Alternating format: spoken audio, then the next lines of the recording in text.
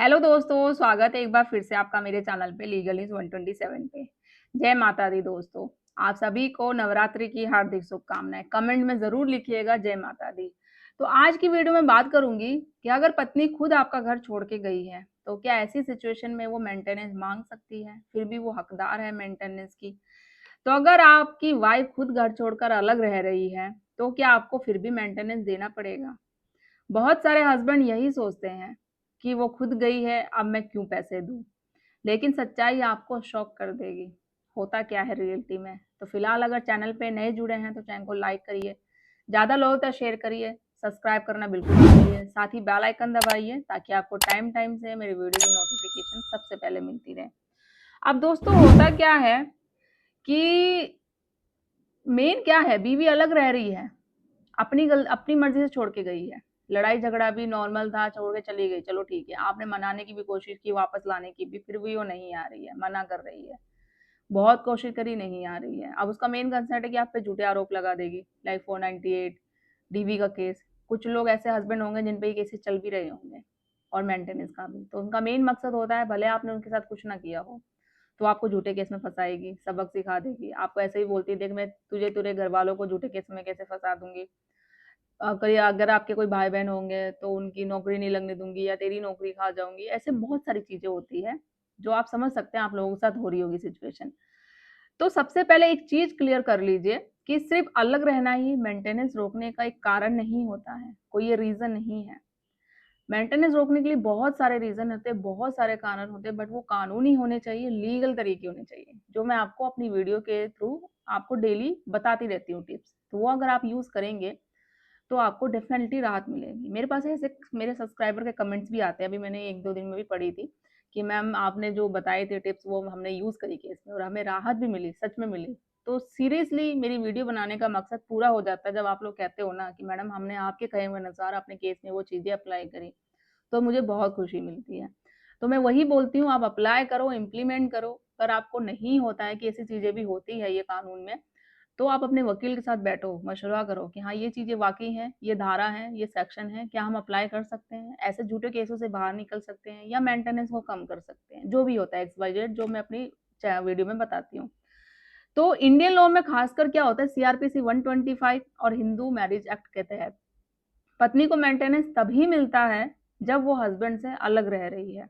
अब अलग रहने का मतलब ये नहीं कि उसने कोई कारण नहीं बताया, कुछ नहीं बताया, बस अलग रह लिया और मेंटेनेंस डिमांड कर रही है, तो ऐसे कोर्ट नहीं देता है। कोर्ट ये सीधे नहीं देखती कि कौन साथ रह रहा है या नहीं रह रहा है। कोर्ट क्या देखती है कि पत्नी अलग क्यों रह रही है? क्या हस्बैंड की गलती है? क्या हरासमेंट, क्रूरल्टी या वायलेंस ऐसा कुछ हुआ है पत्नी के साथ? क्या वाइफ के पास कोई वैलिड रीज़न है अलग रहने का या नहीं है?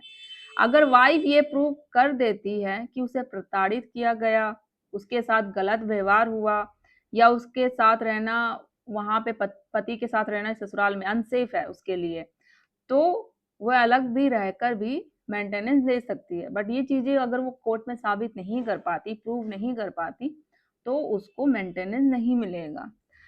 अब समझिए मेंटेनेंस मिलेगा, मान लीजिए एक सिचुएशन में जानते हैं कि मेंटेनेंस मिलता है।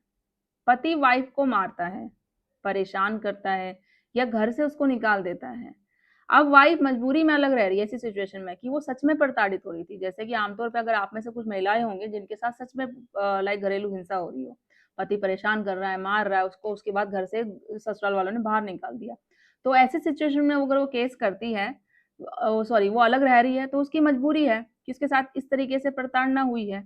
तो ऐसे केस में कोर्ट क्लियर बोलेगी कि पत्नी को मेंटेनेंस मिलेगा क्योंकि गलती ऐसी में हस्बैंड की है ना कि पत्नी की।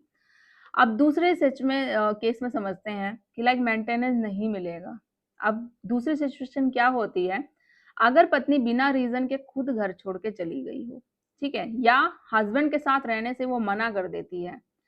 कोई सॉलिड कारण नहीं है, कोई सॉलिड रीज़न नहीं है, बिना ठोस कारण के वो अलग रह रही है और ना कोर्ट में वो प्रूव कर पा रही है कि भाई ये रीज़न था, इस रीज़न की वज़ह से मैंने घर छोड़ दिया या मुझे इस रीज़न की वज़ह से पति के साथ नहीं रहना है, ये रहा सबूत।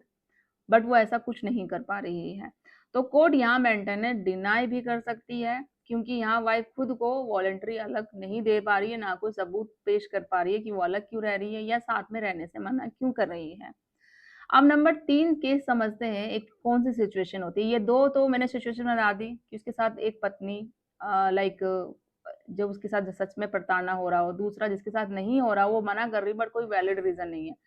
तीसरी है कि वाइफ अर्निंग हो, वो जॉब कर रही हो, कमा रही हो। तो अगर वाइफ खुद अर्निंग कर रही है, अच्छी इनकम है उसकी, खुद का खर्चा उठा रही है, जो बेसिक ज़रूरतें होती हैं अपनी, वो खुद पूरा कर रही है, उसको कोई प्रॉब्लम नहीं है, तो मेंटेनेंस कम हो सकता है। ऐसी सिचुएशन में अगर आप कोर्ट प्रूव कर दो कि मेरी पत्नी जॉब कर रही है, काम कर रही है या जानबूझकर वो जॉब छोड़ के बैठ गई है, पढ़ी-लिखी है, तो कोर्ट ये भी देखेगा ना, अगर जॉब नहीं भी कर रही है, पढ़ी-लिखी है, तो भी मेंटेनेंस कम हो सकता है या हो सके मेंटेनेंस डिनाई हो जाए पूरी तरीके से। तो कुछ केस में रिजेक्ट भी हो सकता है, लेकिन ध्यान रखिए सिर्फ अर्निंग होना ही एनफ नहीं है, इनकम सफिशिएंट भी होनी चाहिए। बहुत केसों में ये होता है पत्नी जॉब तो कर रही है बट उसकी इतनी सैलरी है जिस वजह से उस सैलरी से अपनी वो ज़रूरतें नहीं पूरी कर पा रही है, तो वो मेंटेनेंस केस करती है तो उसको मेंटेनेंस मिलेगा। उस केस में नहीं मिलेगा जब वाइफ उसकी सैलरी पति की सैलरी के बराबर है या उसकी सैलरी से ज़्यादा है या फिर इतनी सैलरी है जिस सैलरी से वो अपनी ज़रूरतों को पूरा कर सकती है, तो नहीं मिलेगा। जहाँ ज़रूरतें पूरी नहीं हो रही है, उसकी बेसिक नीड्स जो हमारी होती है वो पूरा नहीं कर पा रही है जॉब करने के बावजूद भी, तो फिर मेंटेनेंस मिलेगा। तो इम्पोर्टेंट सबसे बात क्या है, हर केस है जो फैक्ट पे डिपेंड करता है, एविडेंस पे डिपेंड करता है। कोर्ट एविडेंस को देखती है, इमोशन नहीं देखती है कि आप इमोशन रो धो के ड्रामा कर रहे हो कि भाई मुझे मेंटेनेंस चाहिए। कोर्ट में इस तरीके से दिखा रहे हो कि आप महिला हो तो मैं थोड़ा रोऊंगी धोऊंगी तो कोर्ट मुझे मेंटेनेंस दिला देगा।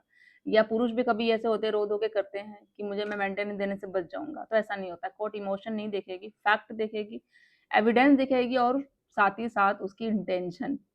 ठीक है, तो इसलिए ये मत सोचिए कि वो अलग रह रही है तो ऑटोमेटिक है जो मेंटेनेंस नहीं देना पड़ेगा, ऐसा बिल्कुल नहीं होता है। फैक्ट, रियलिटी और जो चीज़ें मैंने बताई आपको, उस सारी सिचुएशन को देखते ही कोर्ट है जो मेंटेनेंस डिसाइड करता है। तो दोस्तों अगर आपकी वाइफ अलग रह रही है तो पहले ये समझिए क्यों ये समझिए कि क्यों रह रही है वो अलग, सबसे बड़ा यही है कारण। तो वो डिसाइड करेगा मेंटेनेंस देना पड़ेगा या नहीं देना पड़ेगा। अगर आपको ऐसे लीगल टॉपिक पर है कि और क्लियर और प्रैक्टिकल जानकारी चाहिए तो आप कमेंट कर सकते हैं और चैनल को मेरे सब्सक्राइब करिए, ज़्यादा लोग तक शेयर करिए। और कुछ प्रॉपर लीगल गाइडेंस चाहिए होगी आपको अपने केस से रिलेटेड तो कमेंट कर सकते हैं, कॉल कर सकते हैं अपॉइंटमेंट बुक करके। तो ज़्यादा लोग तक शेयर करिए, चैनल को सब्सक्राइब करिए। जल्दी मिलती हूँ मैं एक ऐसे इन्फॉर्मेटिव वीडियो के साथ, तब तक के लिए थैंक यू।